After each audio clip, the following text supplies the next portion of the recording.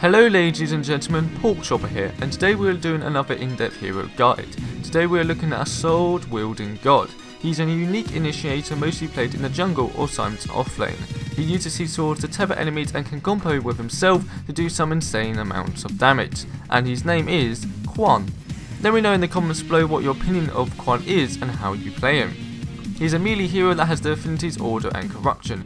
Using Kwang's sword so you can deal huge amounts of damage, but you also have to get up close and personal to do it. But be aware, he can consume mana rather easily.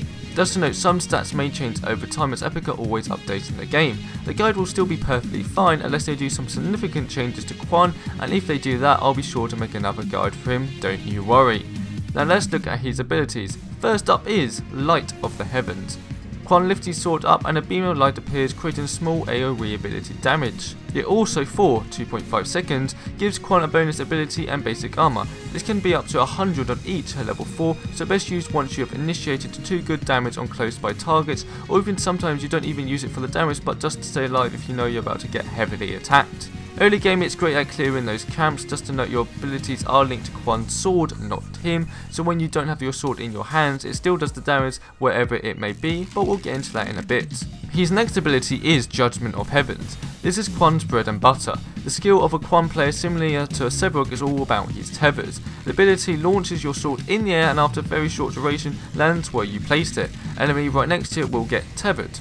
Once you throw your sword you can't basic attack. To get the sword back, you use your basic attack and it will teleport right back into your hands. When the sword is out and if you tether an enemy, this means you can combo your abilities on the enemies tethered. The tethered enemies stay there to the swords for the duration for the tether lasts. The duration can be a crazy 3.25 seconds at level 4 or 1.75 seconds at level 1. When tethered they cannot use abilities to escape, but there are a few exceptions such as Aurora's Broken Simulacrum, which can make a jump away from with ease. You have to time it just right as it can be very hard to hit aware opponents which are zigzagging. His final ability is Gift of the Heavens. This is a passive ability giving Kwang and nearby allies lifesteal. The great thing about this is that you don't have to build any lifesteal on Kwang, and this covers this. For the allies getting lifesteal it's nice, but only useful like saying if you're taking Raptors or Prime. The range is apparently 2000 units for allies to get into the lifesteal range, and at level 4 you can get 15 lifesteal, which is as much as you would need on him. This is really awesome if you're jungling with Kwang. It helps to keep him in lanes and in the jungle more than other junglers early on. This also applies for his AoE damage but only consists of 32% of the original lifesteal. And finally we have his ultimate, which is Fury of the Heavens. This is where Kwang spins around and teleports to his sword. If he already has it at hand, it does it right there on the spot, doing a big amount of AoE ability damage. It also has a minus 400 movement speed slow for 2 seconds once the damage has hit. The ability damage at level 3 is 420 with power odds on. The cooldown is pretty damn low, so it is a big damage dealer and to finish enemies off.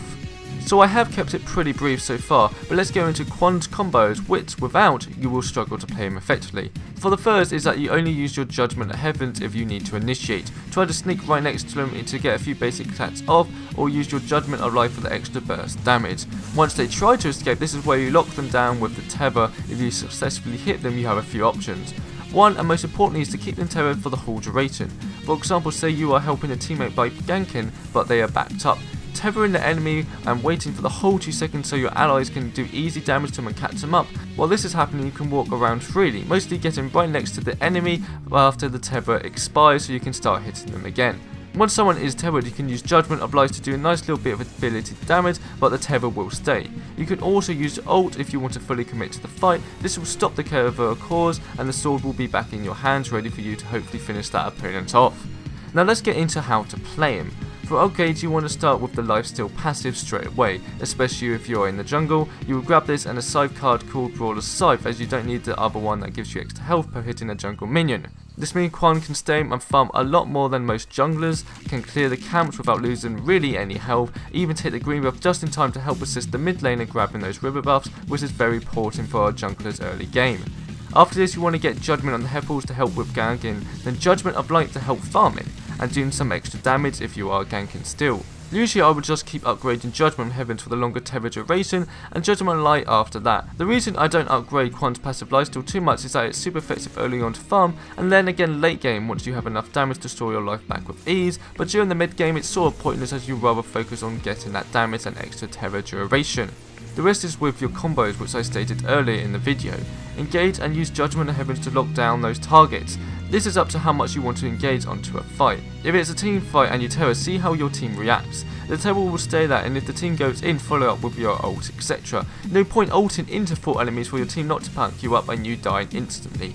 He is great in solo fights to have in that CC high burst damage. Don't be afraid to use every skill to kill a single target and you will get it back soon enough. You're not a true frontliner either. Yes, you can tether to initiate, but you can't stay in the front lines for long periods of time like a Severog could. Building him tanky neglects his true DPS potential, but you have to balance it out. Normally I go for a good amount of attack speed, power and ability penetration, then some health, a teeny bit of armor on top depending on the game, and also some mana regen as he uses mana quite often. Cards I will use on him are as follows: Shadow Scroll and Whirling Wind for that damage, attack speed and ability penetration, Wellspring Staff and Fortune Spike for that bit extra mana.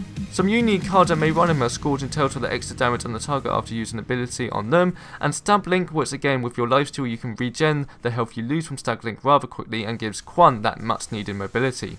But that pretty much does it for the basics of Kwang. My view on him, he's a very high skilled hero which not many people rate at the moment. You have to learn how to use your terrors and when to not. Depends how aggressive your team is. He isn't the tankiest hero and a purifier say like Severog, so remember that. But thank you guys very much for watching. I have plenty more videos on this channel, but do check them out. But until then, I'll see you next time.